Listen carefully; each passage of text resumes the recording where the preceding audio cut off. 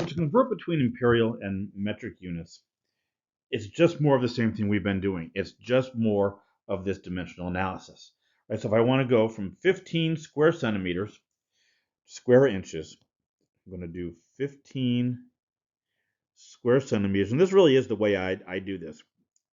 I write the units in first, square centimeters, square inches. Right? The square centimeters are going to go away. All that's left is square inches, but I need to put the numbers in here.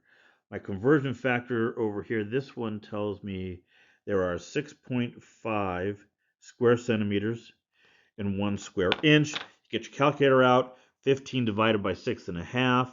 This is 2.48 square inches. So let's try one more, right? I want to take square miles, or excuse me, square kilometers into square miles. So if I do 110 square kilometers, and I know in my conversion factor, kilometers squared has to go on the bottom.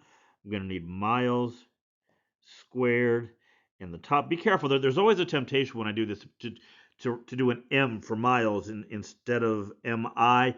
M is the symbol for meters. Right, so you really want to be sure not to forget to get that I in there. So now I need square kilometers to square miles. That's going to be 2.6.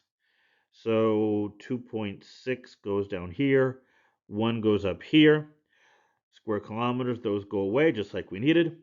And we end up with 42.471 square miles. Really just more applying these unit conversions, right, using this dimensional analysis approach. So the next lecture, we're going to look at some applications, right? Some of the things you can do in practical situations with these area unit conversions.